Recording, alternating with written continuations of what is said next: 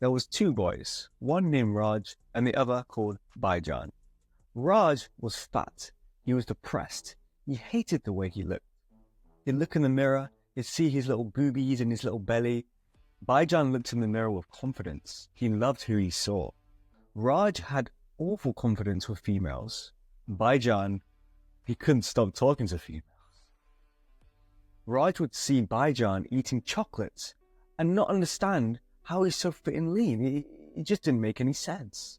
What was Baijan doing differently, which made him fit and happy? And what was Raj doing, which made him fat and unhappy? Tuesday was arriving, the worst day of the week. It was PE day. And you may be thinking, PE day? I was on the worst day of the week. For me, it was. You see, I love playing football at that age. It was what came before it and after it, which gave me anxiety within. You see, in order to do PE in school, we had to get changed. We had to get changed into sport clothes. And it meant being in the changing rooms. And what happens in the changing rooms? You have to take your shirt off. I was a fat kid growing up.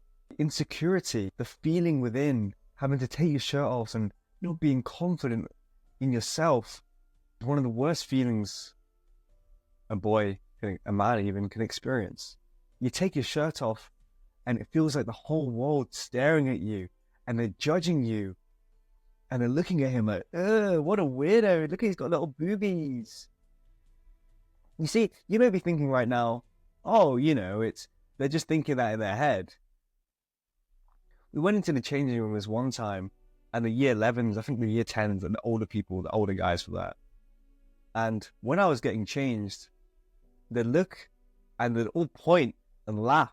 The confidence of a year 7 kid, 10, 11 years old, isn't very high already. So to be laughed at in that state, in that manner, and there's a way they did it, the way they pointed and they just laughed, and it was such a sheer laugh of such enjoyment to see such a fat kid.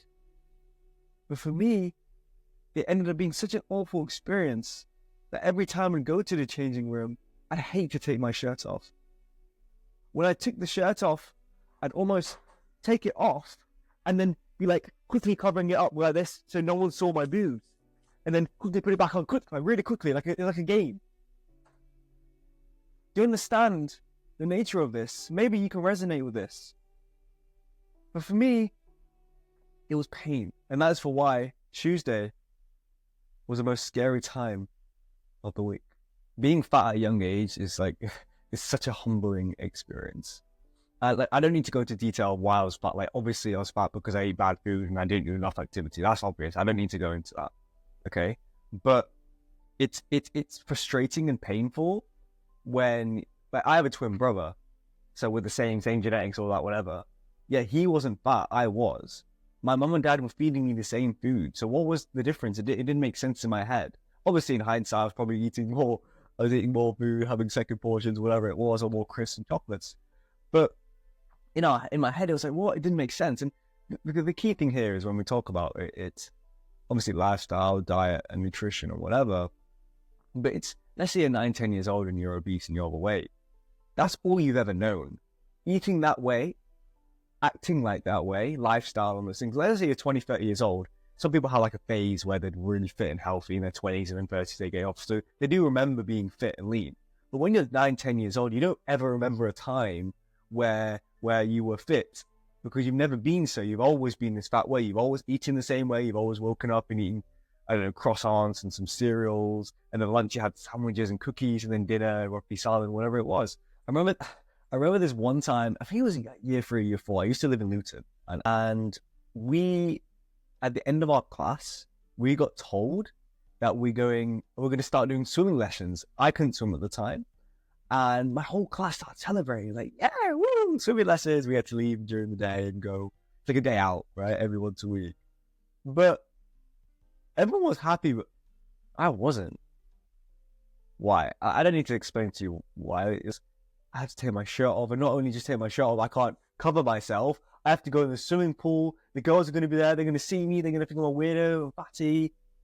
Oh my God. This was in year 4. This is when I was a little kid, but I was still insecure. I still, like I said, you look at other people, you compare yourself to them, and you're like, oh, okay. For me, it was very difficult during that period. And I hated every moment of it. I tried to make excuses. I'm ill or this or that or whatever. But it's actually, this is a really embarrassing part of the story. Really embarrassing. Imagine this, right? You go to the swimming baths and, you know, you're insecure. You see your little rolls and your fat little belly. And you see another fat kid. So you're looking around, you see another fatty. And you're like, you're never going to guess what I did, right?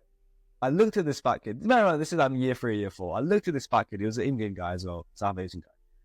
I counted how many rolls he's got in his belly. I forgot. I think he had like 4 or 5, whatever it was. But I had like 3. So in my head, he was fatter than me. So everyone's looking at him instead of me because he's the fatter one.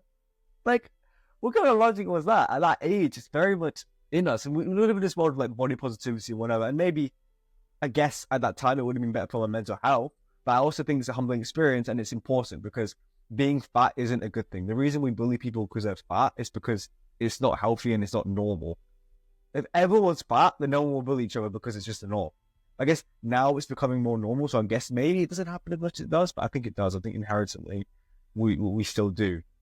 But no, like, bro, I was literally counting the rolls on the belly.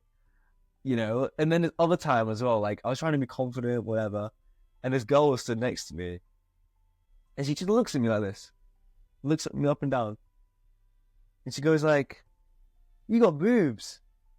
I don't think I even know what boobs was, but I was like, "No, like, no." I tried to act a bit confident and cool. That hurts, you know. Those comments hurt. Don't complicate it. This is how I lost weight. Okay, what you need to do is very simple, like so simple. You don't have to do anything crazy. Your meals. So let's say you come home and you're having roti salad, right? All you have to do is have less roti, more protein. So let's say you normally have 2 rotis in handi, have 1 roti, and then more salad protein. I can go into details, seed oils and all this thing, but for now, it's just change this way of doing it. Okay, so for dinner, you have chicken, handi with a roti, have 1 roti or half a roti, even if you want to do even more. Be careful with the carb. I'm not saying carbs are the enemy, but when you've got so much fat on your body, the carbs are what's keeping you fat, in a sense, because the fatter you are, the less carbs you need, because you've got fat on your belly. Your body can use that as energy store, right? And South Asians they're very susceptible to gaining fat on the stomach or whatever.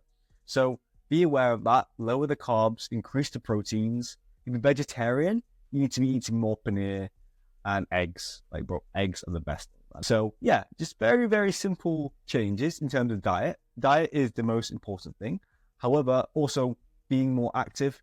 Like, how active? Like, let me guess, you probably come home and just play video games all day. Like, what you need to do is, like, go for a walk with your friends, bro. Like, maybe not walk, like, go and play football. Every day, just go and play football. Be more active. Play real life games, and that will help you lose weight really, really quickly. Learn about food. Learn what protein is. Learn what carbohydrates is. Learn what fats are. Learn about the good fats and bad fats and all those things. But we can go into that later. For now, just really do the basics, and this will definitely help you lose weight. Like, bro, honestly, all you have to do is lock in for like 2 weeks, and you'll lose weight really quickly. Like, really, really quickly. Like, save this video. Keep watching it. Like, if you really want to keep understanding it, write notes on it. That really helps. And you'll change your life forever. The issue with the South Asian community is the uncles and the aunties, and they think they know everything. Be wary of who you get your information from, right? So, like, if there's an uncle who's super fat, you're not going to listen to him to how to lose weight. Sure, he may be a pro and he may actually know how to lose weight, he's a dietitian, whatever, but be wary, observe, listen, and take what you think is valuable. Now, for example, you get your information on maths from the maths teacher. You don't get from the English teachers, right? So be wary of those things. There's in the media and the attack of meat and eggs and proteins and bro, I didn't even say that. It's like the uncles, like they highly promote dal. Bro, if you look at the macros of dal, it's higher in carbs than it is protein. It's a high carb food. See, maybe you could have dal and some eggs. Use that as your carb source, but not as a protein source. We've been sold lies in our, not when I say industry, I guess, right? We've been told that dal is a high protein food when in actual fact, It's really not. It's a low protein food. And even when it is got a bit of protein, 10, 12 grams, it's bioavailability. Bioavailability is your body's ability to digest the food and use the nutrients required, like within, right? So the bioavailability of eggs are super high, meats are super high. However, plant-based foods aren't. This is an issue with a lot of vegetarians. Like, oh, bro, I'm vegetarian. Why aren't I really fit and lean? Well, you're not eating enough protein. You're eating too many carbs.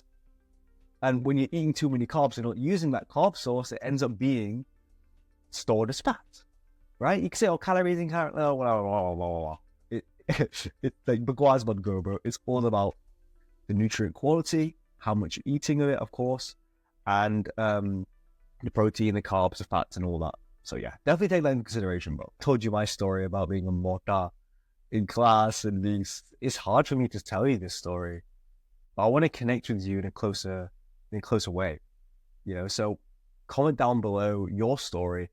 Maybe you're getting bullied now. I'll reply to every single comment there. I'll help you. We can tell you what to do. And I can provide you even more one-to-one support if you need that in order to lose the weight and become fit and healthy and finally be happy with your body and wake up, take your shirt off and be happy for the first time in your life. It's been a pleasure talking to you, and I'll see you in the next one. I'll leave it there.